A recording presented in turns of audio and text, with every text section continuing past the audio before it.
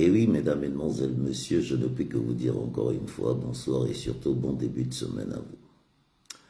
Bon début de semaine à toutes les personnes qui seront connectées ce soir, mesdames, mesdemoiselles, messieurs. Ce soir, je vais recevoir un écrivain.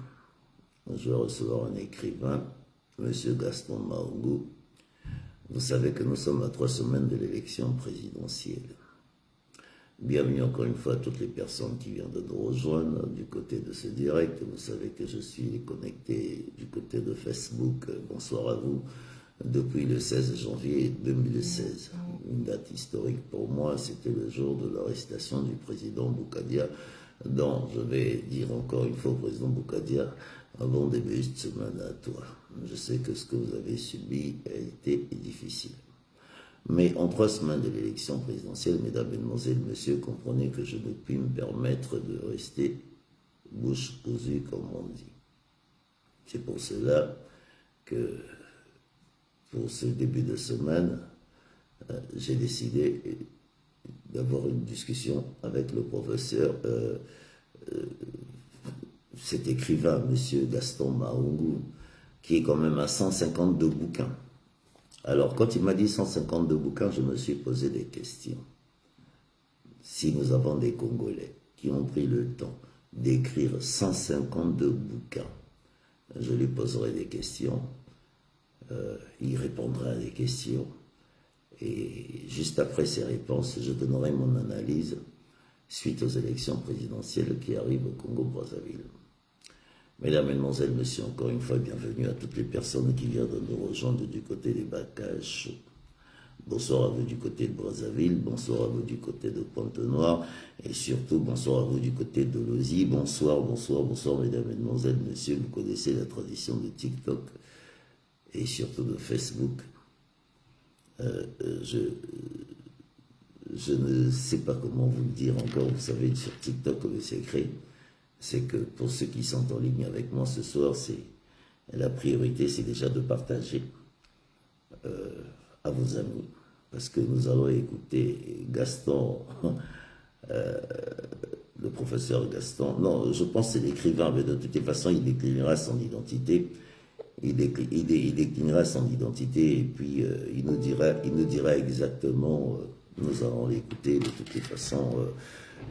Bienvenue encore une fois à toutes les personnes qui viennent de nous rejoindre du côté de Brazzaville, du côté de Pointe-Noire, du côté de Dolisie, bien sûr à tous les Parisiens. Comme je disais tout à l'heure, je vais recevoir l'écrivain Gaston Maougou, mais il se présentera, quand je dis écrivain, parce que c'est quand même un monsieur qui nous a posé 152 bouquins. Monsieur Gaston Maougou, bonsoir. Bonsoir Bob, bonsoir. Merci. À tous les téléspectateurs et les téléspectatrices qui nous suivent sur ta chaîne. Merci d'avoir accepté mon invitation, Monsieur Gaston Maougou. J'ai beaucoup de questions. Je vais te tutoyer, hein, ça va être plus simple. Oui, se tutoyer, c'est mieux. C'est mieux. Bon. On est déjà des parents, quoi. Bon, Monsieur Gaston Maougou, moi je parlais à mes auditeurs et auditrices qui me suivaient tout à l'heure, quand j'ai découvert que j'étais en train de lire vos bouquins, vous m'avez envoyé pas mal de trucs, mais Monsieur Maougou, comment on arrive à écrire 152 bouquins? Bienvenue dans les Bakacho, et tu me diras exactement, je vais te donner les titres des bouquins, tu me diras exactement pourquoi comment tu arrives à écrire 152 bouquins du moment que le Congo est aujourd'hui dans un état piteux. Bienvenue à toi et merci encore d'avoir accepté mon invitation. Merci beaucoup, mon ami Bob. J'ai écrit une foultitude de livres parce que c'est un don pour moi. À 12 ans, j'écrivais des commentaires pour des contes, c'est-à-dire que les contes de chez nous, je pouvais prendre un conte de chez nous et essayer de le développer en mettant les commentaires par rapport à moi-même. Donc c'est comme ça que j'ai grandi et puis j'ai fait la série littéraire. Et voilà, c'est comme ça que c'est venu. Gaston. Maintenant, à un moment donné... Allez-y, allez-y. À un moment donné, oui. Allez-y, on vous écoute, allez-y. Je voulais dire qu'à un moment donné, j'ai commencé à servir Dieu, c'est-à-dire en 1990.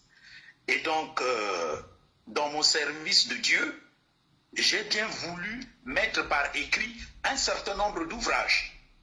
Et comme au Congo-Brazzaville, je n'avais pas la possibilité de publier, le premier ouvrage que j'allais publier, qui est appelé l'ORCEFA, l'opportunité du rapatriement des cadres et fonds africains, j'avais essayé de le publier, mais on me demandait 40 000 francs CFA par exemplaire.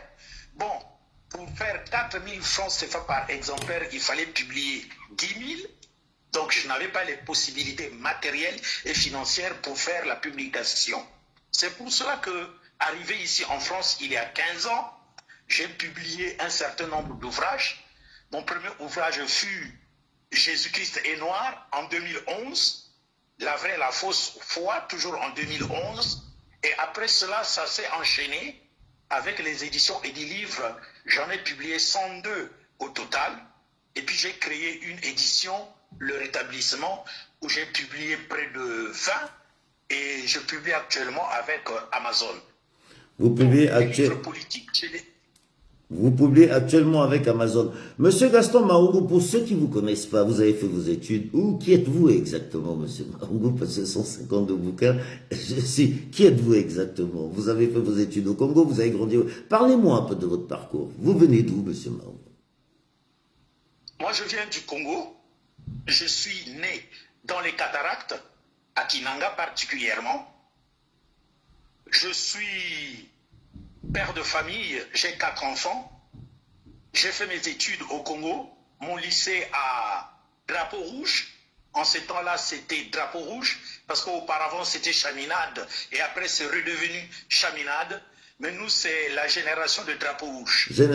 Génération de Drapeau Rouge, ok, formidable. Monsieur Maougou, Gaston, on va parler de l'actualité avant de parler de vos bouquins. Je suis sûr que vous avez dû suivre tout ce qui se passe au Congo-Brazzaville actuellement. Je vais revenir sur la première question. Le phénomène des Koulouna, j'aimerais avoir votre avis. Nous avons vu aujourd'hui la DST se lever par un général qu'on appelle Oboa, qui ont décidé, nous étions en plein mois de septembre, ils sont rentrés, ils ont décidé de mettre de l'ordre dans ce pays, à traquer les Koulouna.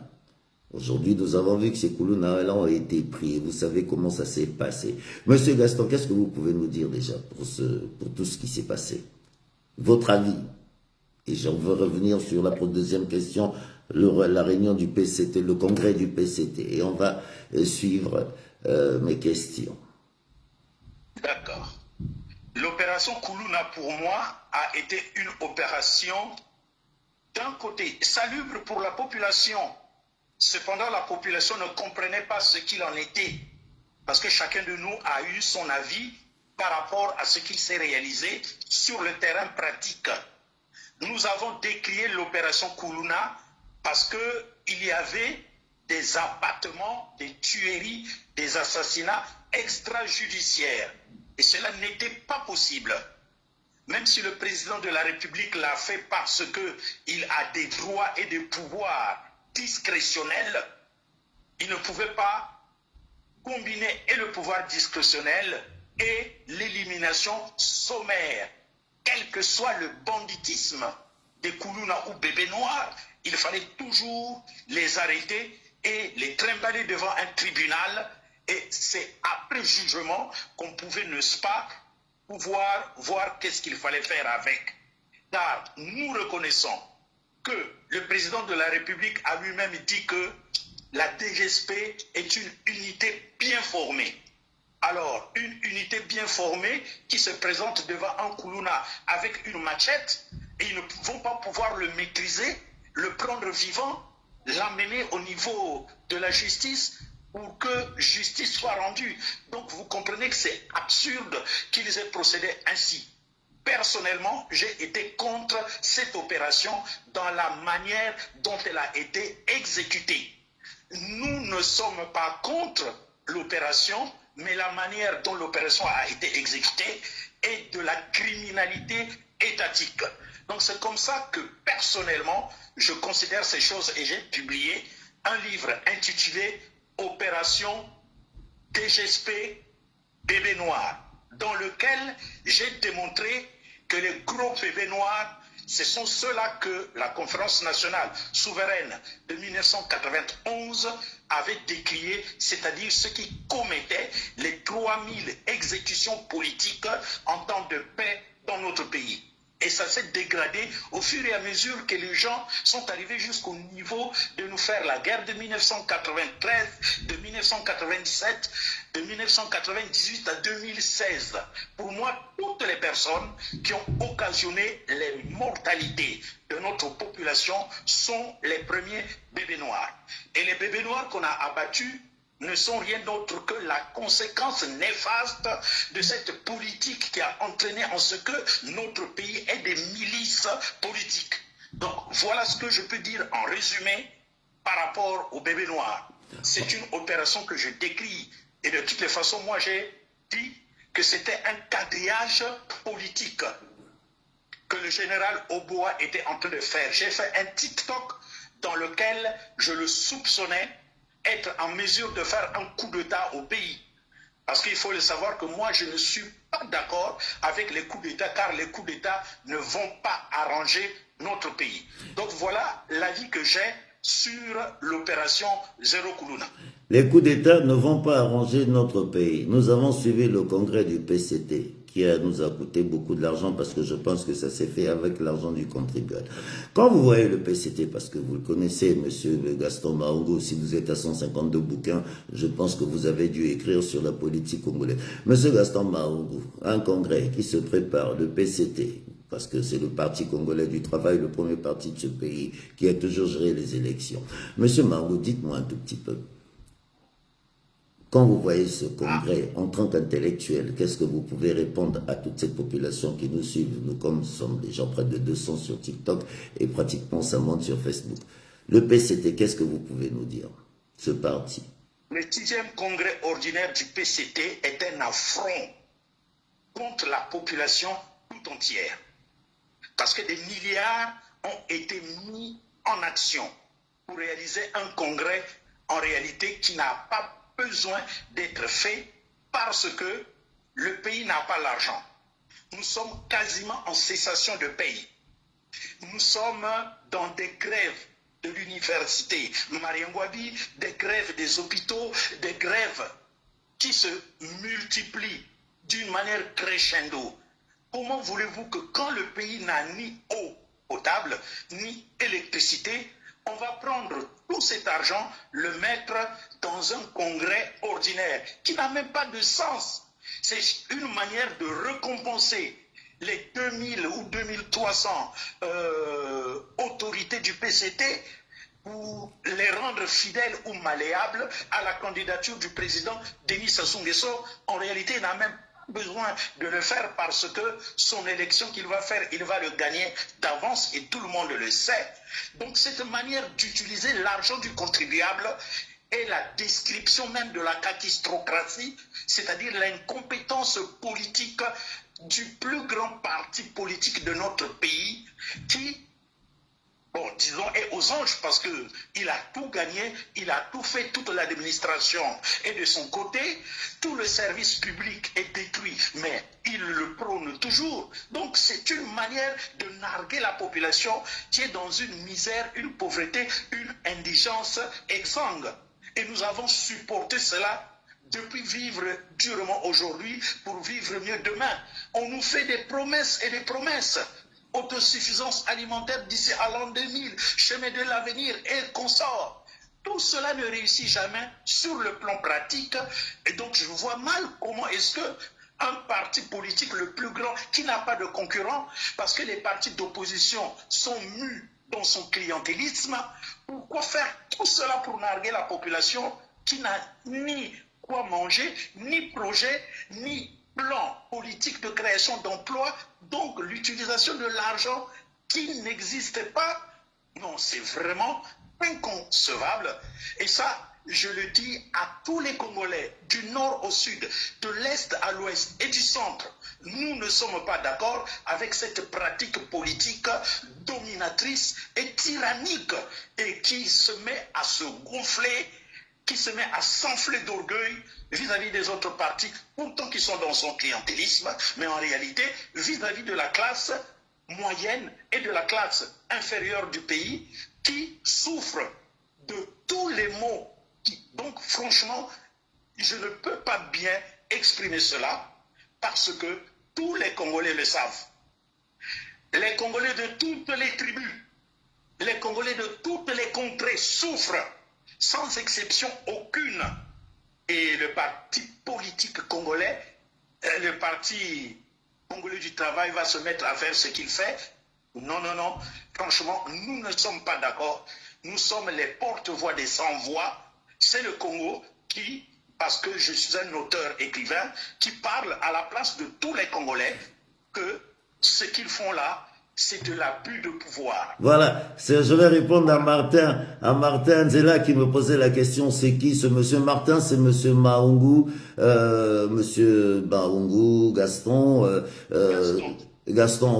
Maungu, tu vois, j'ai été surpris parce que je suis rentré dans sa bibliothèque, il a 152 bouquins, c'est pour ça que j'ai pensé aujourd'hui commencer mon début de semaine politique avec lui. Monsieur Gaston Maungu, dites-moi un tout petit peu, les finances au Congo, si vous avez écrit autant de bouquins, vous avez écrit une bonne partie politique sur le Congo, une bonne partie, vous avez écrit pour l'Église. Monsieur Gaston Maungu, avant de parler de l'Église, dites-moi un tout petit peu, nous en sommes où avec les finances du Congo? Vous venez de nous dire tout de suite que nous n'avons plus d'argent. Mais pourtant, nous voyons que ce Congo, nous entendons des budgets extravagants, hein, il faut le dire. L'argent, on entend des milliards.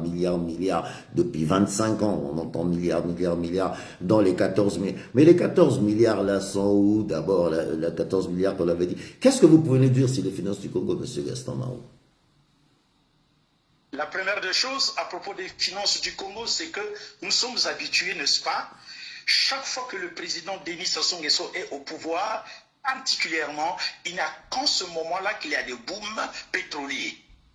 Ça veut dire que l'augmentation du tonnage de la production pétrolière est très très conséquente. Bon, c'est une dextérité politique qu'il a avec ses amis d'Elf Congo et autres, n'est-ce pas, pour être capable d'exploiter notre pétrole à un moment très particulier de sa magistrature suprême ou de sa gouvernance. Cependant, tout l'argent que nous recevons, où est-ce qu'il va ? Eh bien, il ne va jamais au trésor public, mais il va dans les poches des potentats politiques.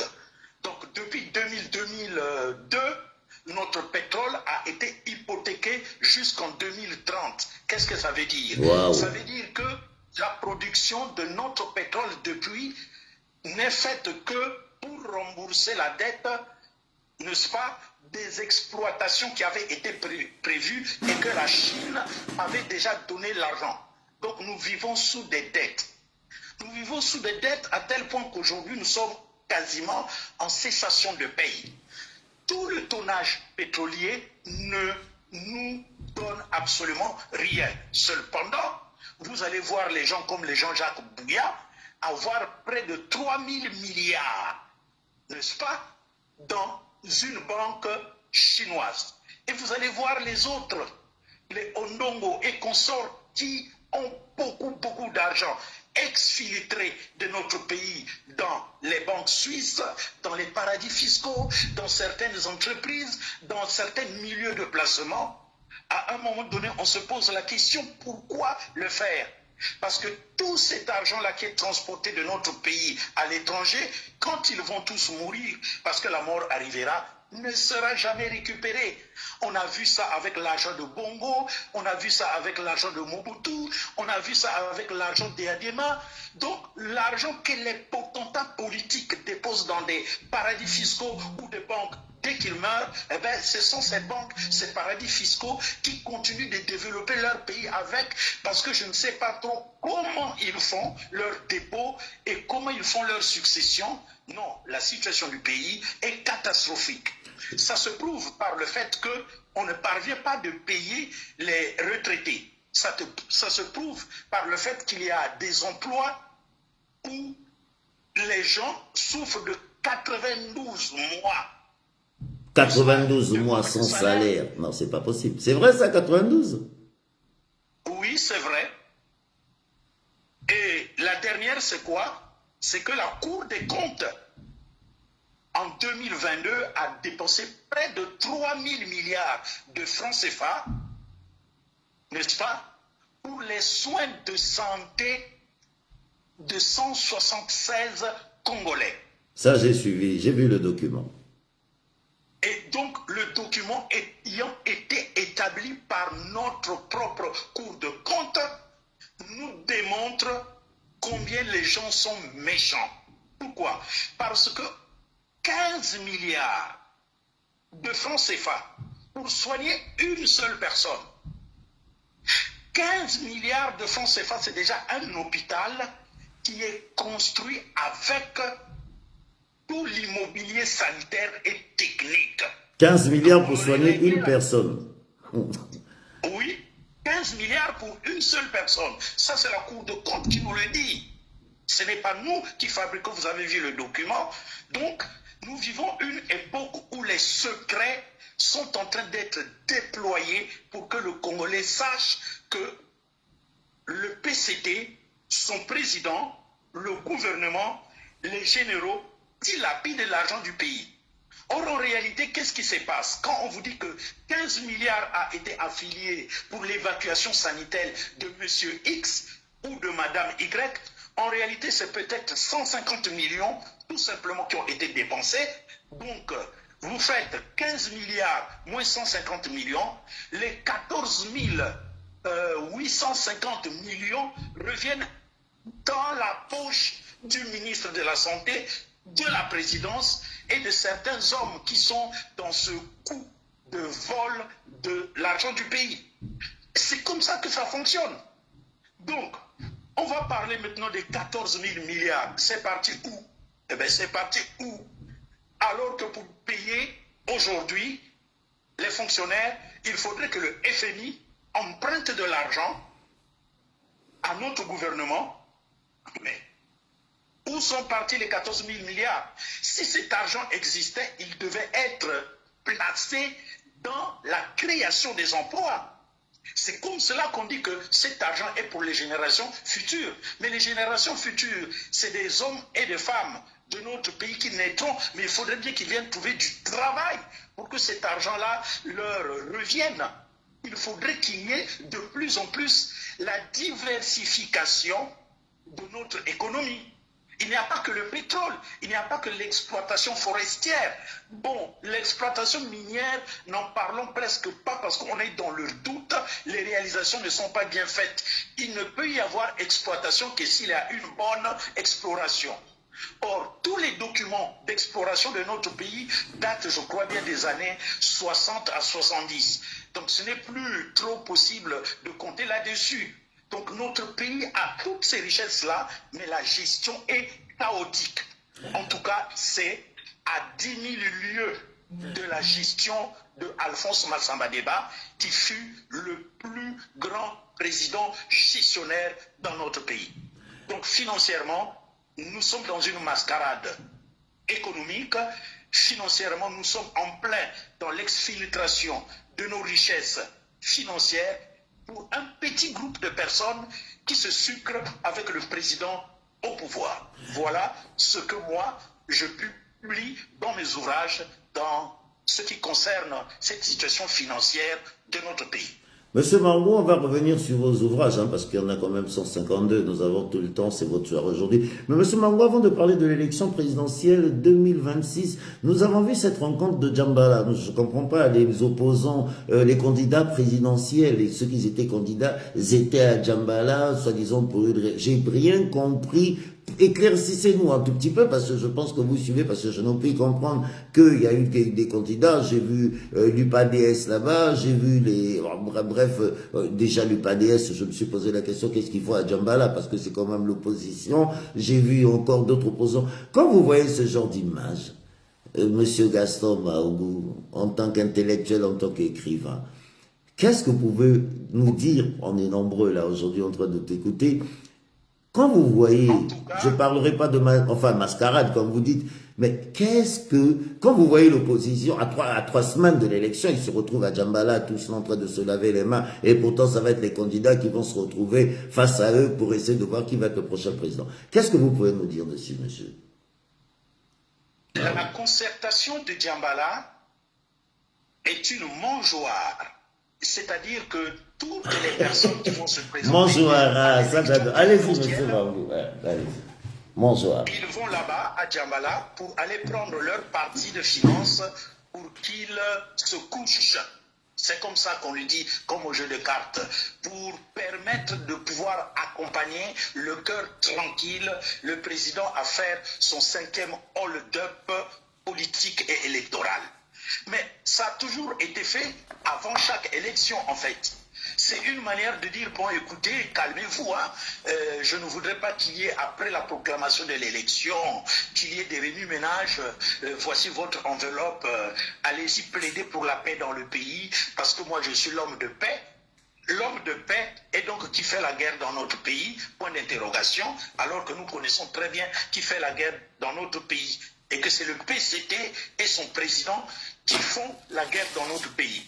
Donc cette concertation n'a de but que de raffermir le pouvoir en place, c'est-à-dire de démontrer que l'apartheid sassoïste oyocrate continue de démontrer sa toute-puissance contre la population étendue sur notre territoire. C'est une autre manière de narguer la population à travers le clientélisme de tous ceux qui se sont présentés. Parce qu'on leur a dit, comment voulez-vous vous présenter alors que la CONEL n'est pas indépendante, du fait qu'on a reconduit le staff qui a été nommé par le président de la République. Et puis, est-ce que comment on appelle ça, est-ce qu'on a bien fait? On a fait la refonte. Est-ce qu'on a pu réaliser qu'il faut refondre la gouvernance électorale? La refonte voulait quoi? Une commission électorale indépendante, comme il en fut question entre 1991 et 1992. Est-ce que les listes électorales ont été modernisées? Est-ce qu'il y a eu véritablement un vrai recensement?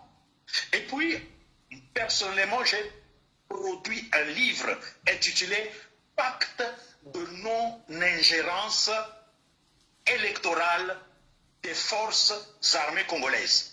Parce qu'en fait, dans tout notre pays, depuis que Marien Ngouabi était mort, la problématique que nous avons, c'est que la population ne fait pas librement la politique. Elle ne participe pas aux décisions citoyennes. Donc, nous avons peur de l'armée et de la force armée. C'est pour cela que vous voyez que le PCT peut prendre tout le pays parce que les gens ont peur de rejeter le PCT à cause de la force armée, pourtant qui est nationale, mais qui est devenu un instrument de domination pour le PCT. Donc, moi j'ai demandé qu'il faudrait que l'armée soit dépolitisée. Donc, si les 4 préalables avaient été réalisés, et plusieurs autres candidats ont pourtant bien voulu nous suivre dans cette proposition, mais cela n'a pas été fait. Conséquemment, qu'est-ce que vous irez faire à Djambala? Sinon, aller accompagner la tyrannie de continuer de demeurer au pouvoir d'une manière inlassable. Voilà. Donc, c'est une force. Cette concertation-là, comme toutes les autres.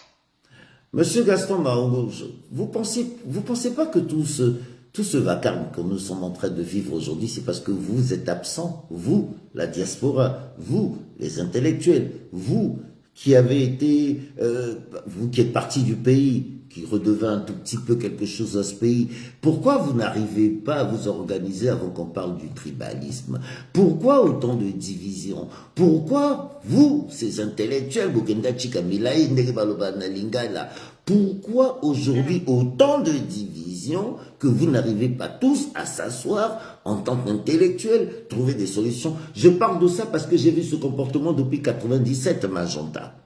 Magenta, je ne sais pas si vous étiez déjà là, Magenta 97, Magenta 97, l'avant-guerre, avant que les choses explosent, nous avons vu cette opposition des gens compétents, des intellectuels, des gens qui ont des bacs plus 10, qui nous ont accompagnés, mais c'est les mêmes aujourd'hui que je vois qui ont disparu, d'autres ont rejoint Brazzaville, d'autres sont ministres, et aujourd'hui, 2016 est arrivé, on a essayé d'écraser, en parlant de 2016, on va revenir déjà sur les prisonniers politiques, il faut qu'on dise quand même un mot.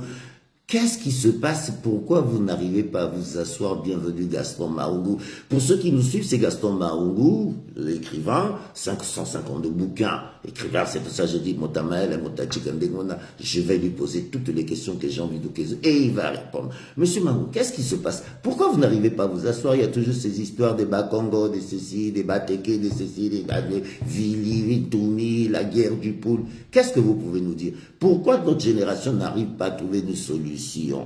Parce que je pense que même après 2026, ça va continuer parce que ça a commencé depuis 59, nous vivons ça jusqu'à aujourd'hui. Qu'est-ce qui se passe, M. Mahongou, en tant qu'intellectuel, en tant qu'écrivain? Parce que 152 bouquins, ça veut dire que vous réfléchissez toutes les nuits pour l'écrire. Vous pouvez nous donner une réponse? Oui, je vais vous apporter une réponse. Donc personnellement, quand j'ai quitté le Congo, j'ai quitté parce que moi je suis quelque part un des témoins, n'est-ce pas, sur les événements de la mort du président Marien Ngouabi. Donc je fais partie de ceux qui ont été écorcés, c'est-à-dire qui ont un problème en quelque sorte psychologique pour avoir connu cela.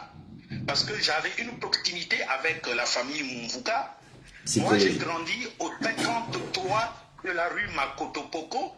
La famille Mumvuka a grandi au 51 de la rue Makotopoko. Donc, quand le président Marien Ngouabi meurt, non, qu'il y a des coups de feu qui éclatent à l'état-major, moi je vois Justin qui sort avec un Uzi et c'est mon oncle qui le suit pour l'arrêter afin qu'il ne parte pas. Et pendant que mon oncle est en train de l'arrêter, moi je les suis de loin, au moins à 200 mètres, pour voir où va mon oncle. Et donc, il y a beaucoup d'événements dans ce sens qui ont traumatisé ma vie et qui m'ont poussé à beaucoup réfléchir sur ce que nous vivions dans le pays. Et donc, si vous voyez que je suis arrivé à publier 54 livres en matière politique, c'est que je suis à la recherche d'une solution que l'on puisse imposer dans le pays. Et donc, à partir de là, il y a la prolification des livres pour donner les solutions. Et moi, la solution que je propose, c'est la seconde conférence nationale souveraine congolaise, qui est une étude analytique politique corrigeant les erreurs de la conférence nationale souveraine de 1991 et proposant une conférence nationale souveraine congolaise qui rassemblera tous les Congolais, leur donnant la capacité d'expertiser les maux du Congo, de trouver les leviers du développement congolais, de mettre cela dans un mémorandum qui va être mis en application durant toute la durée de la seconde conférence nationale souveraine, avec près de 3300 personnes qui devront se rassembler pendant 3 à 4 ans, jusqu'à ce que toutes les propositions qui ont été concoctées par les membres de la conférence nationale souveraine soient mises en place et développent le pays. Et quand tout sera accompagné et parvenu au niveau du développement du pays, alors on passera à une transition. Donc j'ai argumenté cela dans mes ouvrages. Et c'est pour cela que moi, personnellement, j'ai décidé de sortir aujourd'hui. Or, le moment où je sors, c'est un moment où plusieurs carrures, plusieurs compétences politiques, associatives, militants et individuels dans notre pays ont compris que nous ne devrions plus continuer, chacun dans son coin, travaillant chacun dans son coin, dans son groupuscule, mais que nous devons nous rassembler. Je profite de cette occasion, n'est-ce pas, avec toi Bob, pour faire comprendre que j'ai été mandaté en tant qu'homme de Dieu à pouvoir faire le lobbying vis-à-vis des carrures politiques sur la place de Paris et dans les provinces. Je peux me déplacer lorsque quelqu'un me dit de le faire. nous voulons rassembler les têtes d'affiche politiques, associatifs, militants et individuels de la diaspora française, européenne, canadienne, états-unienne, sud-américaine et africaine. Nous avons compris que durant 25 ans, chacun a travaillé dans son coin avec son calendrier intime. Or, le problème que nous avons, c'est l'unité nationale et l'intérêt national. Donc, pour le faire, nous sommes en train de nous organiser de telle sorte que, après que le président ait fait son 5e hold-up, il sera en face de toute la diaspora réunie avec la solution pour le pays, et notre pays, la population de notre pays, du nord au sud, de l'est à l'ouest et du centre, verront que nos enfants que nous avons envoyés en diaspora se sont rassemblés, ils ont une proposition de solution à notre pays et ils vont confronter le pouvoir en place pour que le pouvoir en place finisse par capituler et accepter la solution d'une partie de sa population qui est à l'étranger. Donc c'est ce travail qui est en train d'être fait en ce précis moment. Je profite de cette occasion une deuxième fois, je le dis, que pour les personnes que je vais appeler, que ce n'est pas moi qui les appelle, mais il y a déjà derrière moi beaucoup de personnes qui sont en train de m'encourager, qui m'ont donné, ils se sont dit, écoute, tu as cette casquette pastorale, eh bien, nous pensons que nous pouvons te donner des adresses, nous pouvons te donner notre quitus, que tu ailles vers eux pour que nous finissions par nous rassembler et que nous commencions tous à travailler d'une manière unanime. En tout cas, merci. J'ai accepté cela. En tout cas, merci d'avoir accepté mon invitation, parce que pour moi, quelqu'un qui écrit 152 bouquins, alors je tombe des nues, parce que les Congolais, il y en a pas beaucoup, hein, je sais pas, il y en a peut-être, mais bon, c'est pour ça que je voulais approfondir la discussion avec vous. Dites-moi un tout petit peu, je vais rester toujours dans l'actualité, parce qu'effectivement, nous sommes à 3 semaines de l'élection présidentielle au Congo. Nous avons Kinshasa, qui est pratiquement au bord de l'explosion. Nous voyons que le président Tshisekedi, parce que qui dit Kinshasa, qui dit Brazzaville. Pour moi, je suis toujours inquiet de la situation de Kinshasa. Kinshasa, c'est 14 millions d'habitants, hein, Kinshasa actuellement. Nous, c'est peut-être 3 ou 4 millions d'habitants. Tout le Congo, 5 millions. Brazzaville, c'est peut-être 1,5 million avec la moitié des étrangers. Cette situation, qu'est-ce que vous pouvez dire aux hommes politiques qui nous écoutent, vous, en tant qu'intellectuel, vous, en tant qu'écrivain, vous avez suivi, vous suivez très bien ce qui se passe parce que nous avons l'air endormis, ces deux peuples, le Congo-Brazzaville et le Congo-Kinshasa. Qu'est-ce que vous pouvez nous dire? Qu'est-ce qui se passe actuellement, cette situation? Parce que je suis sûr que vous êtes au courant. Eh oui, la seule chose que je peux dire à ce propos, c'est quoi? C'est que nous avons aujourd'hui besoin, que ce soit chez nous au Congo, que ce soit à Kinshasa, même au Gabon, c'est-à-dire dans toute notre Afrique centrale, nous avons besoin aujourd'hui de reconnaître que nos populations n'ont jamais fait la politique et qu'elles n'ont jamais participé à la décision politique citoyenne dans nos pays.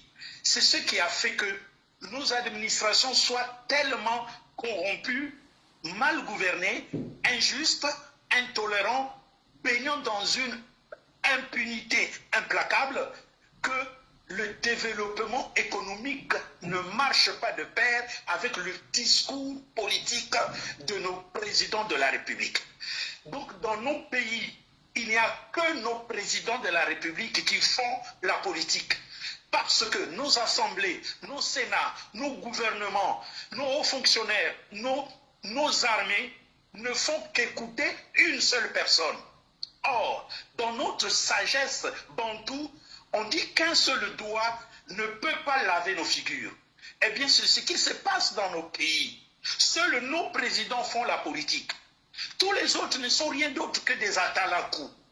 Conséquemment, nous sommes parvenus à un moment où il faudrait que d'une manière scientifique, nos populations acceptent de faire leur conférence nationale souveraine pour remettre le pouvoir entre les mains des révolutionnaires de leur pays et qu'ils puissent désormais prendre en charge le développement économique de leur pays, car toutes les richesses que nous avons sont caporalisées par les multinationales, sont caporalisées par les investisseurs étrangers, et quand ils arrivent chez nous, vous allez voir que notre croissance économique augmente. Que ce soit au Congo, en RDC, en Angola, que ce soit partout, la croissance économique augmente. Mais sur le terrain, la population n'a pas d'emploi. Donc, il n'y a pas de politique d'emploi. Nos administrations sont tellement corrompues, il y a des problèmes de retraités. Ce sont les mêmes problèmes. Donc, à ces mots-là, il y a une seule solution. Le rassemblement de toutes les franges de la population. Rassembler toutes les franges de la population et les mettre au travail. Pour moi, la question de visage ne compte plus. C'est une affaire de système. Le système a vieilli. Nous devons combattre à l'intérieur la colonationalisation. C'est-à-dire que ceux qui sont au pouvoir sont des colons nationalistes. En quelque sorte, ils sont pires que le colon blanc. Ça, nous devons le reconnaître.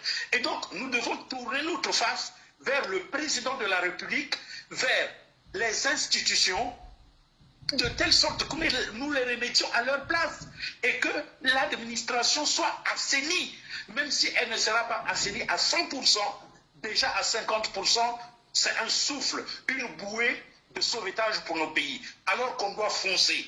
Aujourd'hui, nous avons des pays où il n'y a pas de corruption, comme le Botswana. C'est un pays qui prime, qui n'a pas de corruption.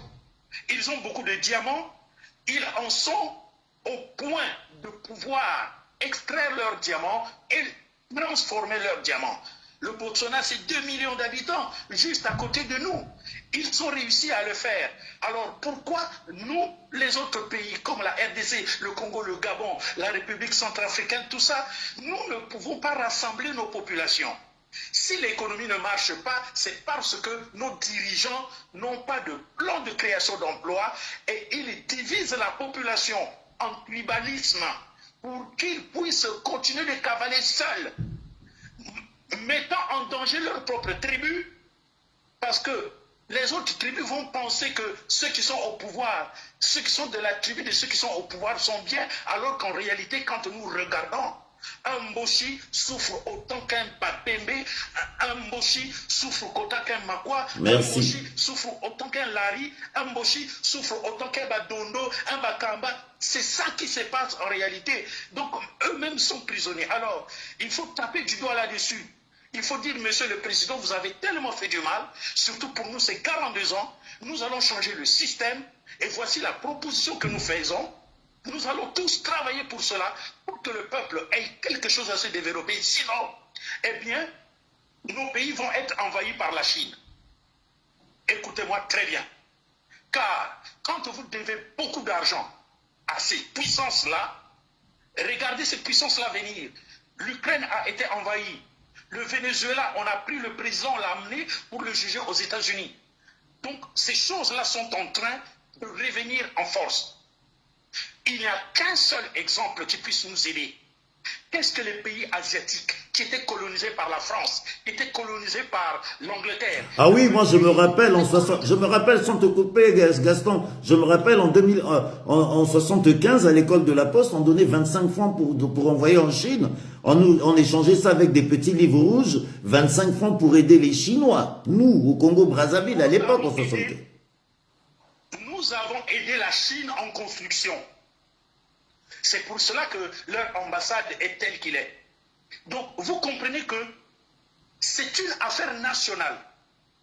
En tout cas, c'est pour cela que je dis, amis du PCT, s'il te plaît, ne nous nargue plus. Nous avons tous compris que vous n'êtes que des Atalakou. Nous avons besoin de tous les Congolais. Et nous n'avons plus besoin de nous cacher. Nous avons maintenant droit aujourd'hui à parler ouvertement. Nous avons droit à répartir dans notre pays. Nous prendrons des dispositions judiciaires pour que personne ne soit inquiété. Nous prendrons des dispositions pour que les prisonniers politiques sortent, car ils n'ont plus le droit de rester en prison. Parce que, avec l'extirpation des masses financières que les gars sont en train de faire, mais eux, ils sont libres. Alors, quelqu'un qui va aux élections, il a gagné ou pas. Nous n'en avons pas les preuves qu'il a gagné. Parce que les preuves, c'est les documents. Mais quand même, vous le mettez en prison. Il faut qu'on sorte tous les prisonniers politiques. Il faut qu'on arrête de prendre l'armée et de la liguer contre la population. Il faudrait que la police ne soit plus dangereuse pour braquer les taximans et autre chose. Nous voulons la paix, la réelle. C'est-à-dire que nous devons démontrer à Sassou Nguesso que nous sommes fils de ce pays en faisant des propositions. En tout cas, pas des molles propositions, mais des propositions qui vont jusqu'au bout. Parce qu'on est intellectuel, c'est qu'on sait comment ça se passe ailleurs. Si le pouvoir en place ne voudra pas de ce qu'on fait, il va être surpris que la diaspora rassemblée, de commun accord avec la population en national rassemblée, eh bien, l'union fait la force, va triompher. Gaston, ainsi. Gaston, je vais poser une question. En tout cas, formidable, super projet, diaspora rassemblée. Mais est-ce que penses-tu vraiment que cette diaspora peut être rassemblée? Parce que moi, je vais te parler en guise d'expérience. Nous avons commencé en 2015. Une diaspora dynamique, compétente. Nous avons réuni près de 1200 personnes en manifestation. Nous avons eu des réunions qui étaient là, 500, 600 Congolais réunis, parce que nous avons cru en quelque chose. Là, nous sommes en 2015 pour préparer l'élection 2016. Il y a eu un engouement, vraiment. J'ai senti que bon, le Congo va bouger. Mais j'ai eu ce pressentiment que j'avais l'impression que tout le monde est en train de jouer. Tout le monde avait l'envie d'être moi chef, moi ceci, moi cela. Et 10 ans après, tout le monde a disparu, tout le monde a échoué. Personne n'arrive à mettre 20 personnes dans une salle. Comment vous allez réussir à faire? Comment? Parce que c'est très bien ce que vous dites, parce que l'expérience, 10 ans là, 10 ans jour pour jour, nous étions là, 2016, aujourd'hui nous sommes en 2026, tout le monde est caché, tout le monde est assis, ils ne savent plus quoi faire, le PCT est en train de narguer tout le monde, parce que le PCT a réussi son coup, c'est le PCT qui est, enfin ils ont été plus intelligents, parce que tout ça, nous avons commencé à dénoncer ça depuis 2013, j'ai dit faites attention parce qu'ils viendront jouer avec vous, et finalement je me suis rendu compte qu'ils sont tous KO à genoux, plus d'opposition, plus personne, les intellectuels ont disparu, tout le monde a disparu, les plus intéressés, c'est pour ça qu'on c'est pour ça que je suis ravi de vous écouter aujourd'hui. Je pense que, mais comment vous allez faire pour réunir ces gens-là? Parce qu'il faut les appeler. Et j'ai apprécié tout à l'heure, vous avez dit, oui, si quelqu'un m'appelle en province, je vais venir. Comment vous allez faire? Mon ami Bob, moi, je vais t'appeler un ami.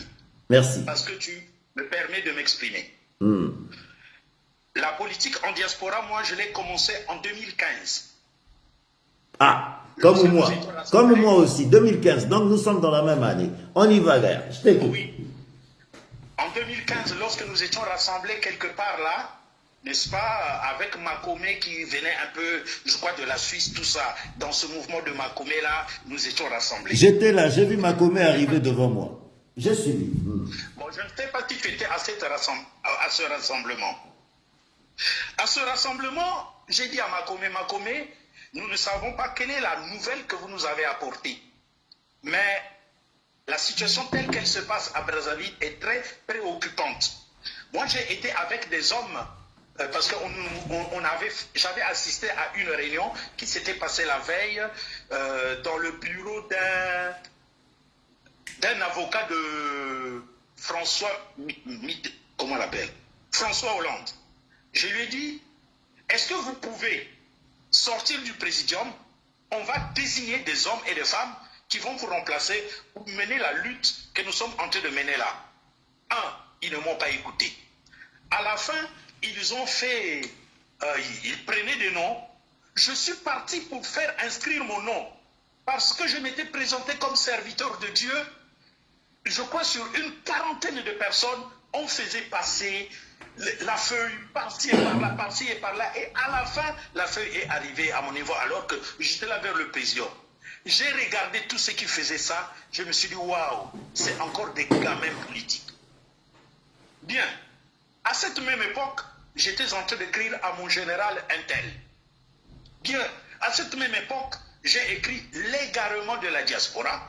À cette même époque, j'ai écrit qui divise la diaspora. Donc, il faut retenir ces trois titres-là. À mon général interne, qui divise la diaspora, l'égarement de la diaspora. Mon frère, mon ami Bob, une des carrures sur la place de Paris a pris ce livre, l'égarement de la diaspora, il l'a lu. Il a dit, doyen, je reviens vers toi dès que je termine le livre. Il y a à manger et à boire. Oh, il y a tout à dire là-dessus.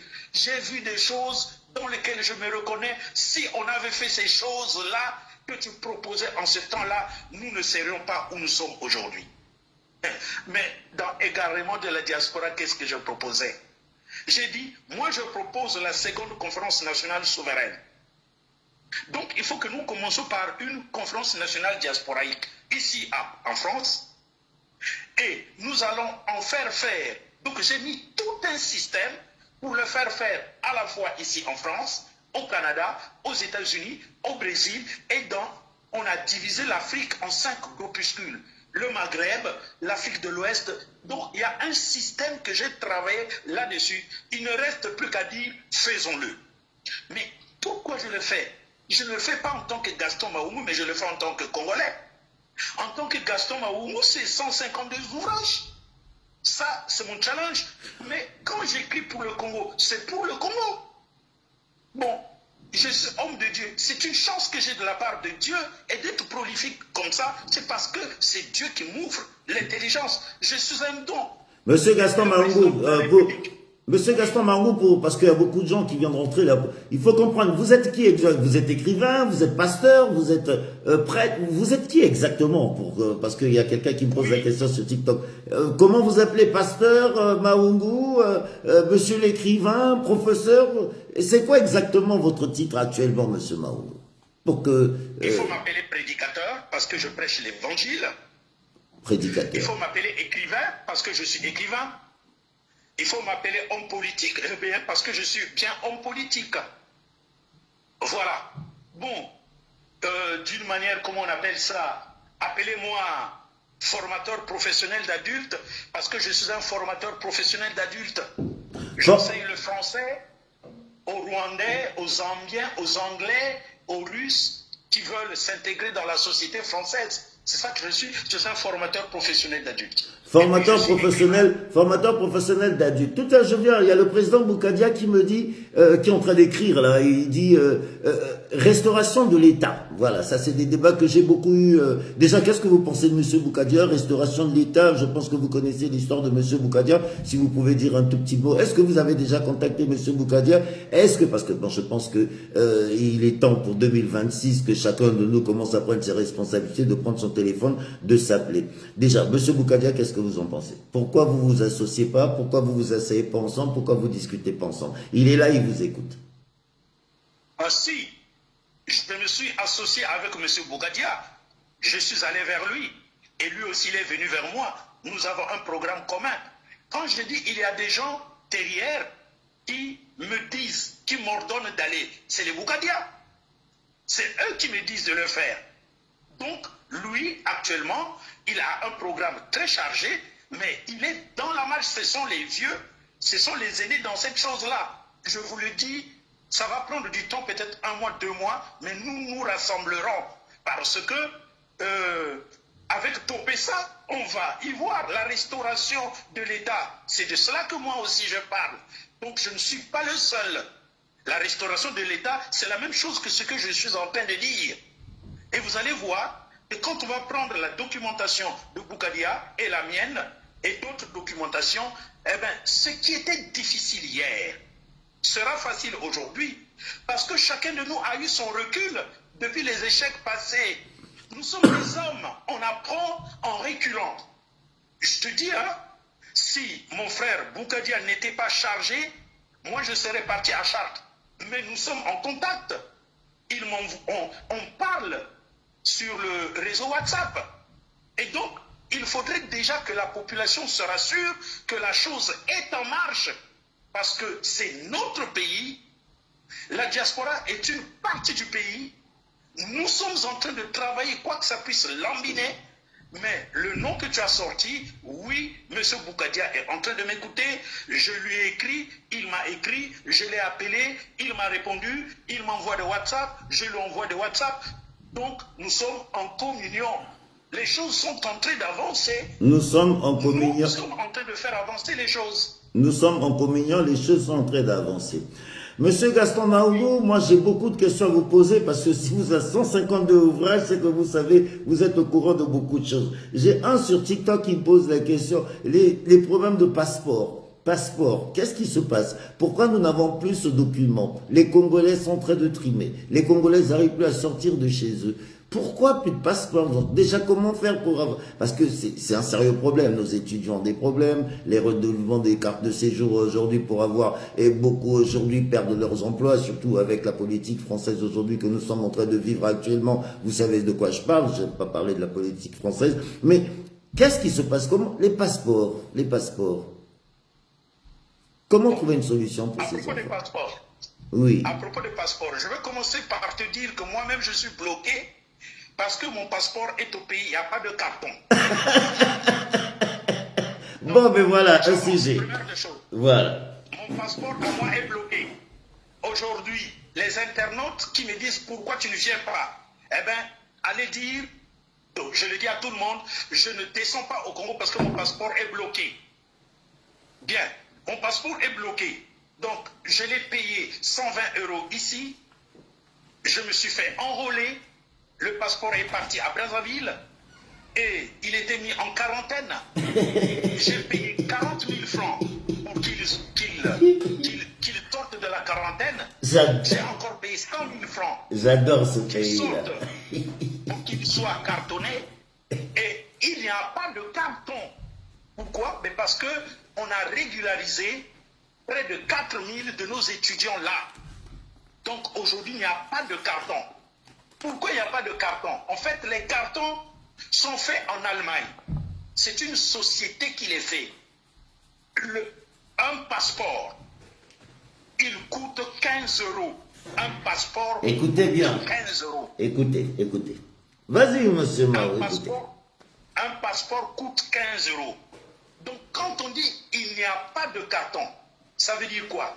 Ça veut dire qu'on a donné de l'argent à quelqu'un et quelqu'un n'a pas envoyé de l'argent à la société allemande et il y a tellement de dettes à la société allemande, les dettes faites par les prédécesseurs, que quand on envoie de l'argent, on le prend pour les dettes antérieures, c'est-à-dire les passeports qui ont été délivrés, qui n'avaient pas été payés. Et donc, il y a tout simplement un problème de régulariser la dette au niveau de l'entreprise qui fait les passeports en Allemagne, pour que désormais, quand les commandes sont faites, on nous régularise les commandes. Donc nous devons à cette entreprise-là. Mais c'est injustifiable que nous donnons 120 € et qu'on prend 12% pour nous payer, comment on appelle, le carton. Bon, le transport jusqu'à l'ambassade ou quoi, on peut arriver à 30, 40, 50 €. Bon, les 70 € vont où? Maintenant, quand un peu de carton arrive au niveau de Brazzaville, eh bien, les généraux, les colonels, les hauts fonctionnaires se les subdivisent. On met les petits seringues derrière pour qu'ils aillent demander encore 100 000 francs pour sortir les cartons. Donc, qu'est-ce qu'on doit faire? Eh bien, moi, je pense qu'on doit tout simplement s'organiser. C'est pour ça qu'il est impératif que nous nous organisions en un organe politique qui chapeaute toutes les activités politiques, associatives, militantes et individuelles ici dans notre pays pour que cet organe-là commence à décider. Maintenant, on va poursuivre l'ambassadeur pour les passeports. On va appeler toutes les personnes, n'est-ce pas, qui ont des passeports qui durent 4 ans, 3 ans, 2 ans. Il y a des personnes qui ne peuvent plus voyager. Il y a des personnes qui ne peuvent plus avoir la nationalité française. Il y a des personnes qui ne peuvent plus avoir leur titre de séjour. Tout ça à cause de quoi? À cause du fait qu'on a tout simplement un récépissé d'enrôlement, mais on n'a pas le document. Donc voilà le pays dans lequel nous vivons. Et c'est pour cela que nous disons les carrures, les compétences de notre diaspora, il faut que nous nous l'aidions une fois pour toutes plus de recul. Il nous faut aller devant parce que c'est notre population qui souffre ici en diaspora et il faut qu'on libère notre pays parce que c'est notre pays à nous tous. Car la gestion dans notre pays, c'est ça le mal fondamental. Nous avons des dirigeants voleurs. C'est pour cela qu'on les appelle en jargon politique des dirigeants kakistocrates. Voilà pourquoi notre pays est une oligarchie kleptocrate, kakistocrate. Kakistocrate parce qu'ils sont incompétents. C'est de l'idiocratie qu'ils mènent. L'idiocratie, alors ça. Oligarques parce qu'ils mettent toute notre population dans la reddition. Tout le monde au Congo a peur de l'armée. Tout le monde au Congo a peur de parler librement parce qu'il y a un flic quelque part, il y a un espion quelque part. Le système qui existe depuis Marie Ngouabi est toujours là. Nous avons besoin de liberté. Dans notre pays, on n'aide pas les têtes. Les cerveaux fuient. Les cerveaux fuient. J'ai vu un jeune garçon qui crée une voiture sans carburant. Mais mon Dieu, on a une usine qui produit des voitures sans carburant, on se développerait rapidement. C'est un Congolais, frère. Nous avons des carburants, nous avons des compétences dans notre pays qu'à l'étranger. Il est tout simplement question d'affronter ouvertement le pouvoir en place. Donc, pour les personnes qui ont disparu, c'est quoi? Il y en a qui ont mangé de l'argent, il y en a qui sont la 5e colonne du mouvement pécétiste présidentiel et apparenté ici. Nous les connaissons déjà, mais qu'est-ce qu'on va faire? Eh bien, on va les avaler tout simplement. On ne va pas les fuir, on ne va pas les délaisser. Nous avons besoin de tout le monde, parce qu'un pays n'est pas composé d'anges. Un pays, c'est comme le ciel. Au ciel, il y a les anges saints et il y a les anges impies. Les deux, ça marche à la fois. Donc nous n'avons pas besoin des meilleurs, nous avons besoin de compatriotes. Ceux qui peuvent comprendre que le pays souffre, nous allons y aller tous et d'une manière officielle, d'une manière ouverte. Et on verra comment on va corrompre quelques-uns d'entre nous. Parce que si on venait à corrompre quelques-uns d'entre nous, on ne corrompra jamais la décision que nous allons tous prendre ensemble. Nous prenons tous une décision ensemble. S'il y a de corrompus, comment une décision peut être corrompue? On a notre propre structure de communication qui déclare telle chose que nous allons faire. Elle ne sera pas faite comment? Elle sera toujours faite. Parce que du point de vue national et international, nous allons être écoutés parce que nous formons tous un front commun. Maintenant, si on nous dit, mais il y a les intels qui sont pourris, ça c'est dans leur passé. Ils ont pris l'argent dans le passé, mais ils ne le prendront pas parce qu'aujourd'hui, quand ils vont prendre l'argent du pouvoir en place, eh bien, ils auront à régler avec le pouvoir en place. Parce que nous, nous allons sauver notre pays à nous tous. Nous allons le sauver. Nous allons le faire, mon ami. Nous allons le faire. Que les Congolais m'écoutent. C'est comme ça que je suis. C'est comme ça que je prêche. C'est comme ça que j'écris beaucoup. Parce que j'ai l'amour pour le pays. Plusieurs choses de ce que les gens se disent. Tous, nous n'avons pas les mêmes qualités d'être écrivains ou de parler tel que je le fais. Mais il y a des gens qui ont des propositions savantes, extraordinaires, scientifiques. Nous avons une richesse. Cette richesse-là doit être rentabilisée. Que ceux-là qui volent au pays, qu'ils sachent que nous allons les pousser dehors. Et puis le pays dira, qu'est-ce qu'on fera d'eux? Et le pays dira... Parce que c'est notre pays qui souffre. C'est notre pays qui souffre. Si aujourd'hui on faisait un référendum pour dire si Sassou peut aller à l'élection, le référendum aurait dit non. Parce qu'il y a une chose que les gens me disent, mais oui, vous savez, vous pouvez avoir une commission électorale, comment on appelle ça, indépendante, tout ça, il va toujours diriger. Non. Après la conférence nationale, la commission électorale a été transparente et elle a été forte, toute puissante. Les gens n'ont pas vu. On est allé aux élections, les élections ont produit le bon résultat. Donc qu'on ne nous dise pas que Sassou maîtrise tout. Il maîtrise tout, mais il ne maîtrise pas la volonté d'un peuple uni. Parce que quand on dit la commission, elle sera indépendante, mettez-moi Gaston Maungu, président de la commission indépendante, il n'y aura pas de corruption, je peux vous le dire. Parce que s'il y avait la corruption, vous allez prendre tout simplement mes bouquins, vous allez me dire, mais là tu as dit ça. Comment tu es président de la commission indépendante, tu acceptes que le pouvoir en place te corrompe? Et finalement, qu'est-ce que je donnerai comme réponse? Donc, il y a des gens comme le Nuzo Totsié Djamoutouba Kata. Dans les ouvrages, on a déjà décrié ce système, on a déjà proposé des bonnes solutions. On ne peut plus reculer parce qu'on est écrivain. Un écrivain, soit tu es aimé, soit tu es haï. Le plus souvent, on est haï. Mais nos prédécesseurs ont fait ce combat. Et vous allez la continuer. Effectivement, ça fait 1h04. Ce combat, nous allons le continuer. Ça fait 1h04 que nous sommes en direct. J'ai tellement envie de vous écouter. Je ne puis me permettre de partir sans parler de Pointe-Noire. Pointe-Noire, notre capitale économique. Pointe-Noire aujourd'hui dans un état piteux. Pointe-Noire aujourd'hui, on ne sait pas ce qui se passe. En tant qu'écrivain, je pense que vous écrivez beaucoup. Vous avez dû suivre un tout petit peu la situation de Pointe-Noire. Qu'est-ce que vous pouvez dire aux Pointe-Noire? Ils sont nombreux là sur TikTok en vous écoutant. Pourquoi Pointe-Noire est dans cet état? Et pourtant nous savions que nous avons le port aujourd'hui qui est dans un port qui a une rentabilité, s'il faut le dire comme ça, extraordinaire. Mais nous avons une capitale où il n'y a pas d'eau, il n'y a pas de courant, il n'y a rien. Déjà la capitale politique c'est pire, mais alors la capitale économique. Pointe-Noire, qu'est-ce qui se passe? Qu'est-ce que vous pouvez dire à toutes les personnes qui nous écoutent? Nous sommes 1000 personnes sur TikTok, sur Facebook, nous sommes 1000 sur TikTok qui nous écoutent. Beaucoup de Pointe-Noire sont là. Pointe-Noire, pourquoi nous sommes à ce stade-là? Et qu'est-ce que vous pouvez dire aux politiques? Oui. Parce que nous sommes dans un système macroéconomique corrompu. Pointe-Noire, je crois que c'est Bolloré qui prend tous les gains. Hein? Un Français, Bolloré, c'est lui qui prend tous les gars. Donc, ces gens-là, quand ils signent les contrats avec l'État congolais, ceux qui dirigent le port est entre les mains de qui? Mais c'est très simple. Nous avons un empereur dans le pays, c'est même plus un roi.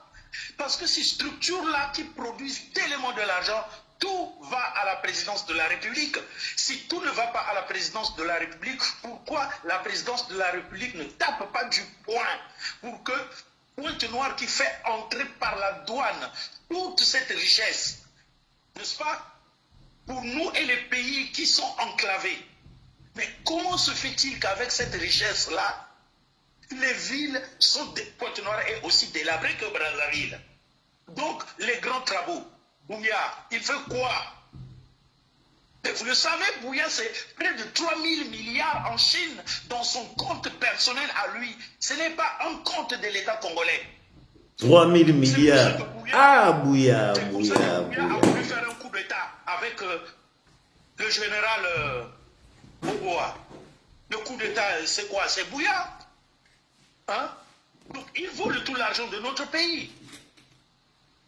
De toutes les façons, moi je le dis, quand j'ai publié sur mon TikTok qui a fait 44 500 vues, là où j'ai dit le régime en place présente son propre pouchis. Aujourd'hui, on en est où est Bouya? Et plutôt où est Oboa? Il est à la touche. Donc, on calcule, on analyse et on dit au pays, telle chose, ça ne va pas marcher. Le Congo ne manque pas des hommes et des femmes qui voient de loin parce qu'ils ont tellement réfléchi sur le pays, ils ont tellement subi, ils ont vu toutes les promesses promises qui n'ont pas été réalisées, comment elles ont été détournées. Les constitutions qu'on nous fait là, on les lit, on comprend que c'est une constitution qui n'est pas démocratique. Notre constitution est tyrannique parce qu'il y a trop de pièges. Il y a trop de pièges. J'ai publié un livre dans lequel j'ai démontré les 10 pièges majeurs de la constitution tyrannique de notre pays. Nous n'avons pas de démocratie. Notre démocratie est représentative. Ça, c'est quelle constitution? Celle de 2016? 2016, c'est la constitution de 2016. De quelle constitution parles-tu? Celle de 2016 ou 2020? La constitution de 2015 amendée en 2022. D'accord, ok. Oui. Ouais. C'est une constitution dictatoriale. Elle n'est pas démocratique. Elle n'est pas démocratique. Il y a trop de jeux de mots là-dedans. En tout cas, Gaston... Celui qui n'a le droit de parler que le parlementaire. En tout cas, Gaston Maougou, ça a été un plaisir de vous écouter, 1h10 de direct. Déjà, comment faire pour trouver vos bouquins? On les trouve où, vos bouquins? Comment faire? Et puis, les bouquins que vous pouvez conseiller aux téléspectateurs et téléspectatrices, auditrices qui nous suivent et auditeurs qui nous suivent, comment les trouver, vos bouquins? Parce que il y a beaucoup de gens qui vont aller sur Google, peut-être taper. Comment vous trouve Gaston Maougou? Parce que beaucoup de gens me posent la question sur TikTok, surtout que j'ai pas mis le titre. Beaucoup de gens se posent la question, c'est qui le monsieur qui parle? Ben, je suis en train de leur dire, c'est monsieur Gaston Maougou qui vient de le dire. Il est prédicateur et écrivain. Voilà, prédicateur et C'est très simple. voilà. Donc j'écris sous 3 noms. Le premier nom, c'est le mien. Vous tapez sur Google Gaston Maougou et vous allez regarder, vous aurez déjà quelques livres. Vous cliquez sur un qui va vous renvoyer sur l'autre. Vous allez sur Google, vous écrivez Gaston Maougou. Par exemple, là, vous mettez auteur, écrivain Gaston Maougou. Dès que vous allez cliquer, vous allez voir au moins 40 de mes ouvrages. Vous prenez encore l'autre nom, Arcamon. A-R-C-A-M-O-N. Vous mettez auteur, écrivain Arcamon. Vous cliquez, vous allez voir des livres qui vont sortir. Il y a encore un troisième nom, Sarama. Donc vous mettez X-H-A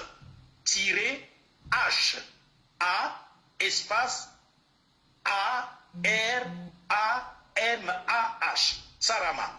Vous cliquez auteur, écrivain, vous allez voir au moins 40 livres qui vont sortir. Et vous les commandez, tout simplement. Ok. Si vous le voulez, vous m'appelez. Vous appelez Gaston Maougou au 06 79 81 10 84. Je reprends 06 79 81 10 84. J'ai besoin de tel livre. Eh bien, je veux voir comment. Je vais vous le fournir parce que j'ai aussi des exemplaires sur place. J'ai publié chez Edilivre et j'ai publié chez Le Rétablissement. Et là, actuellement, je publie sur Amazon. Donc, Sur mes livres Amazon. sont accessibles. Bon, donc, Accessibles. si vous êtes sur Les Amazon, grands titres. si vous êtes sur Amazon, c'est que vous êtes accessible. Monsieur Gaston Maougou, pour terminer, parce que j'ai mon coup de gueule juste après, pour terminer, monsieur Maougou, nous avons vu les candidats présidentiels, des jeunes que vous connaissez. Les 7, il y a 7 candidats, je sais pas, ils sont, j'en sais rien, j'ai vu juste leur tête, j'ai pas envie de parler d'eux parce que j'étais l'un des premiers de dire pourquoi vous allez faire même ces candidatures, pourquoi au lieu de nous perdre, de garder l'argent, vous avez gagné, vous faites. Bon, ils ont décidé d'aller. Qu'est-ce que vous pensez déjà des candidats et surtout, le dernier mot de la fin, ce que vous pouvez dire à toutes les personnes qui vous écoutent? Bon, les candidats que nous avons, ce sont des fabrications du mouvement présidentiel PCTiste et apparenté. Point et barre. Ces gens-là travaillent où? Pour qu'ils trouvent 25 millions et se présenter. Ces gens-là gagnent combien? Pour qu'ils fassent des campagnes électorales. Donc c'est très simple. Ce sont des fabrications du PCT pour que le PCT puisse triompher facilement. Quand il va dire qu'il a gagné, il a fait un coup KO, ben, qui va bouder? Personne ne boudera parce que toutes ces personnes qui sont là, dans les premières élections qu'ils ont faites, ils n'ont jamais atteint 1%. Donc vous comprenez? Si les gavés n'ont jamais fait 1%, donc c'est maintenant qu'ils vont faire 1%. Alors vous comprenez que c'est une mascarade. Ça, tous les Congolais le savent. Et même eux-mêmes, ils le savent. Mais le conseil que je vais donner à ce genre de personnes, c'est qu'ils sont en train de se tirer sur les pieds. Ils sont en train de se tirer sur les pieds et ce n'est pas bon de faire ça. Parce que la communauté internationale va dire, ben oui, il y a des candidats, oh c'est des jeunes qui critiquent bien, qui parlent bien. Oui, ces jeunes-là disent la même chose que nous disons. Où est la différence? Maintenant, ils proposent quoi? Je ne crois pas que ces jeunes-là ont des propositions comme le projet de société sur 24 points que moi je propose. Donc, moi j'ai un projet de société. C'est au peuple d'accepter ou pas les 24 axes d'amélioration politique et économique de notre pays. C'est une proposition, c'est ce que fait l'importance de ceux qui écrivent. Donc, ces personnes-là, avec cette élection, c'est un non-événement. l'élection là, moi je le considère comme le keeper guy. Oui, monsieur le président Boukadia l'a dit. C'est le keeper guy. Il va gagner, mais il va perdre. Parce que les Congolais, pour une fois de plus, ils vont être unanimes que non, le Garda nous trompe. Unanime. Parce qu'il a sorti tous les coups fourrés. Et tous les coups fourrés, nous savons que quelque part, il y a quelqu'un qui commence à s'en vouloir à lui. Quand on nous dit qu'il y a près de 3 000 milliards qui sont sortis pour 176 évacués sanitaires, non, on ne l'aime pas. Quand Denis Christel est en train de dire je rencontre des gens, mais on n'a pas de plan économique, on n'a pas de projet. Mais il est en train de démontrer que son gouvernement ne fout absolument rien. Hein? On appelle ça un aveu d'impuissance. Donc, aujourd'hui, nous avons des preuves. Et ça ne peut plus durer. Ça ne peut plus durer. Ça veut dire que le pouvoir est en train d'imploser à l'intérieur. Ils sont en train de prouver. Denis Sassou Nguesso est en train de dire « Chassez-moi ». Hein, mes enfants, vous attendez quoi? J'en ai marre avec tous ces gens qui ne font que voler et qui veulent me maintenir là. Chassez-moi comme ça, j'irai me reposer. Voilà ce que moi, je peux dire aux gens. Et pour le mot de la fin, M. Gaston Mahou, pour toutes ces personnes qui t'écoutent, qu'est-ce que tu peux leur dire pour ce début de semaine? Eh bien, pour toutes les personnes qui m'ont écouté, je les remercie de m'avoir écouté. Je suis un prédicateur de l'évangile. Je suis un écrivain, auteur. Ah, là c'est John Binit qui m'appelle. Bon, mais je le prendrai après. Donc, nous sommes en train de travailler. Il est en ligne là, il est en ligne, il te suit John Binit. Tu lui transmets mes salutations. Oui. Non, mais je vais le prendre après parce que là, je suis en train de te répondre avec mon téléphone. Oui, il comprendra. Donc, les gens là que vous voyez qui commencent un peu à m'appeler là, ce sont eux qui sont en train de me dire porte bien ta veste pastorale, va vers nous. Donc, ils sont nombreux qui m'ont dit de le faire. Je le fais par respect pour eux. Ils ont tellement fait pour le pays. Donc, le pays, nous sommes conscients aujourd'hui que nous devons nous rassembler. Et cette conscience, nous l'avons d'une manière parfaite. C'est notre conscience. Donc, les personnes qui ont échoué, c'est celles-là qui, aujourd'hui, vont réussir à sortir notre pays de cette situation. Voilà, que les Congolais nous accompagnent.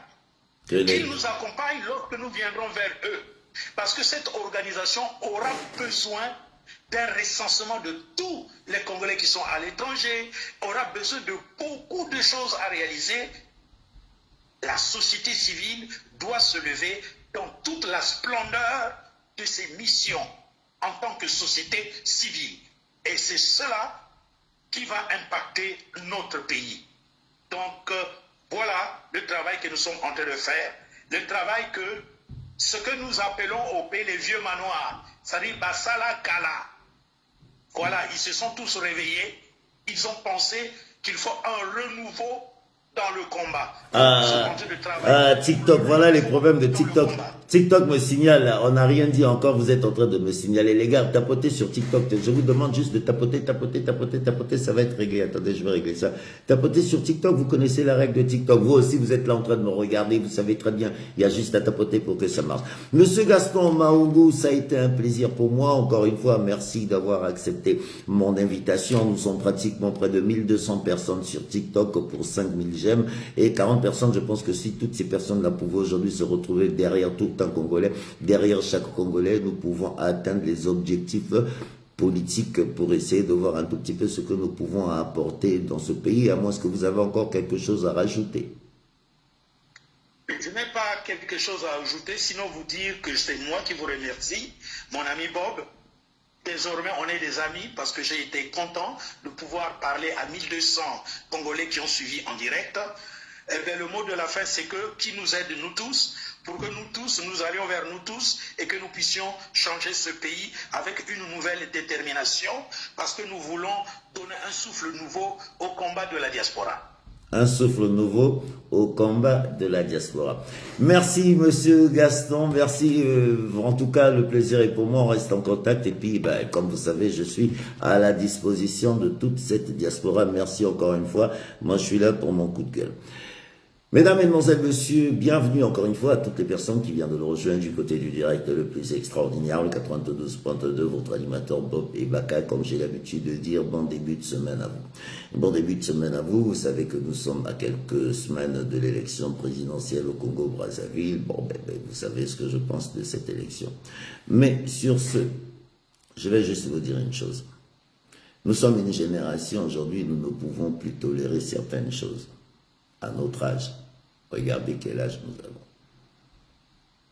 Moi, je suis de la génération 67, 66, 65, 64. Nous sommes de la même génération. Mais retenez-le bien que 85% des gens qui étaient avec moi à l'école n'ont jamais travaillé dans Brazzaville, ni à Pointe-Noire. Une génération sacrifiée. D'accord, nous l'avons accepté.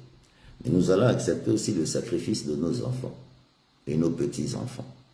Non, pensons à leur donner une chance.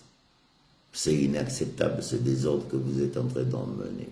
Ce désordre que vous êtes en train de conduire dans ce pays. Moi, je sais d'où je viens. Je sais de quoi je parle. C'est inacceptable ce que vous êtes en train de faire. Inacceptable. Une population de 5 millions d'habitants. Richard. Oui, à Normandie. Normandie, bonsoir à toi. Mais on boga désordre ndenge. On boga basabi nini. C'est ça na loba bobeta trois guerre bino tout moninge ngana bopeta. Bomitala ba comportement na bino ba comportement miyibi ya bafakwa ya bafu. Mboka mobimba bibembe na bibembe tatolo ne tatolo docteur botama po atokunda bato. Bomitala na bino moko mabumu minene mikinza mabumu minene mikinza boyibi. Mboka mobimbo pitate bobenda 3 milliards pour na mobu donc 15 milliards pour na santé ya moto moko boa normal. 15 milliards badoki bimia. Boa normal bi. Bo soigner moto moko 15 milliards obendo moins trop vite. Trop vite. Mais loka bino. Et ce qui est le but, vous opposanga na mbango opposanga. Mobutu akoloba yi banda mbutika ndambo l'État. Bino boyibi tout boutique na ba palais, boutique na ba cimetière, boutique na bibembe. Mbongo beaucoup faté. Mais moyibi à la limite, ya bino moyibi na bino na bino. Tout ça bino. Mboga mbambiaka surtout minuto shabaya. Babsina minuto pono do shabana mboga na. Yolela. Donc on a chaboko dobe. Mais ceux qui n'ont chaboko dobe na ville, ça veut dire na tao tao eten dobage. Na tao tao na mungali. Puis vous ne banana 2 ten 3 ten. Maintenant, il y a beaucoup de dommage dans Chaba. Beaucoup de gens forment le Chaba, bilo tout Chaba. C'est ça, on a le bas pour bêta 3 guerres sans psychologue, motamona docteur, te bino tout boningana. Na bo pe boya poto. C'est pour ça qui dit bataille à 10 ans de Kamba bino tout pondo. Tout la musique, ça bouverne dans ma palais, mandé fois pembe bimi bois. Mais pas ce beau rabat tout à fait. Bomona ke bino boa ki maele, bomona ke bino boa bagangi, bomona ke bino bola mkana bobengisa sasu na bambanga la bino ba TikTok ba Facebook ba. Bomoni résultat 3 semaines bagani. Mais parce que boa ba touté. Parce que bobula tribaliste. Ngamo Congo, ngamo Bembe, ngamo Koyo, ngamo Nidi, Viatinate. Biso tokola na reni tokola na bala, ta maramba betnite. Bucha ethnicité na nzoto, yango mote isa bino yole, la bomitala bino lelo moko. Beaucoup te perdent mon fort. Faux. Le peuple indéniable. Maintenant, on va faire comment? On va faire comment?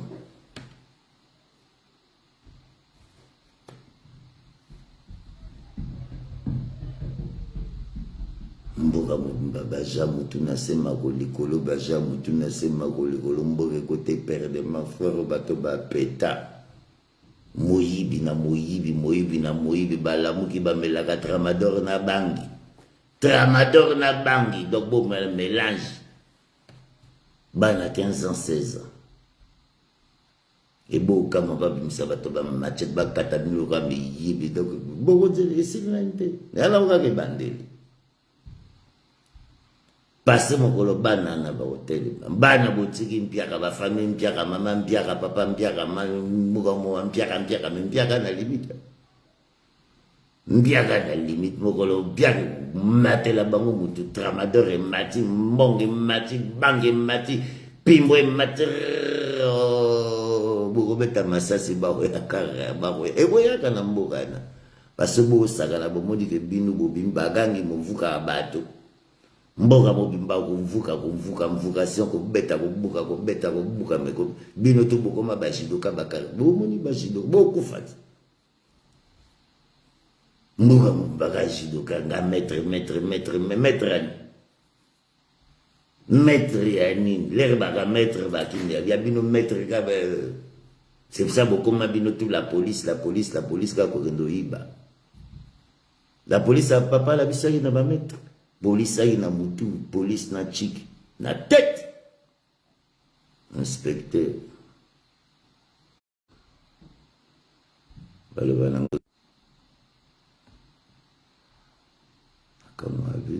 Martin. Bonsoir à toi Martin, comment vas-tu? Je me revoir ton analyse. Quelle connexion est bomoni bobaninga bashena bina mutu na sema kolikolo bana mere ngano lekisa direct elanga ba tentative connexion batati kitoko pe na lobana banka tapotage pe ba moyen pe tapoter.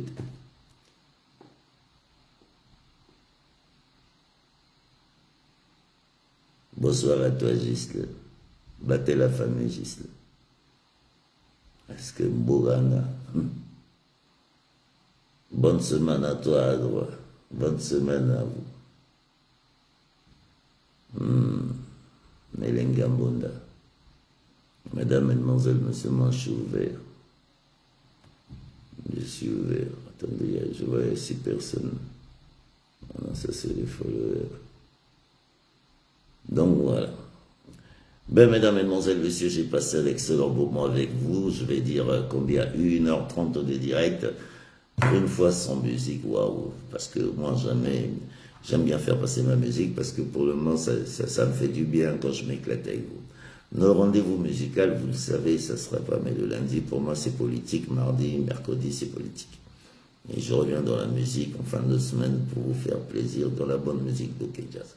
Merci de m'avoir accompagné sur le direct le plus extraordinaire. Merci à vous du côté de TikTok. Merci à vous du côté de Facebook. Rendez-vous sur YouTube pour ceux qui veulent resuivre l'intégralité de l'émission. Vous allez sur Facebook, l'intégralité elle est là. Pour ceux qui veulent aussi du côté de YouTube, vous allez sur YouTube et l'émission est là. Et que Dieu bénisse le Congo et vive la République. Et encore une fois, bonsoir à toutes les personnes qui étaient en ligue. Tous les cas, n'esprit, Yankena Planae. Et il m'appelle au Congo Itua Ouattara. Ouais, voilà l'homme. Voilà des acteurs de cette belle diaspora. Au Congo, Jérôme Itua. Ouais, que cette diaspora aujourd'hui. Voilà des gens qui avaient des convictions. Mais Comme mboka na babeta 3 guerre motamona docteur te bino tubu peta.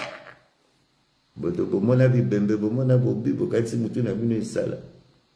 Même le fait qu'akoyoka roquette termine. Même na dini na mwana ana il faut même pas docteur. Bino tubu kraka na mboka na. Bomona te na ba Facebook na bino. Na ba TikTok na bino.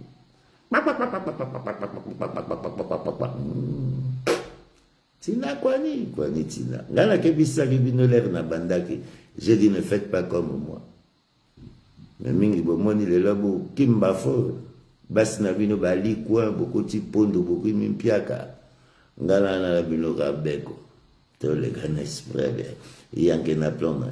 Bonne soirée. Mboga mwamba miyibi na miyibi. Sia. Adieu, Fazi.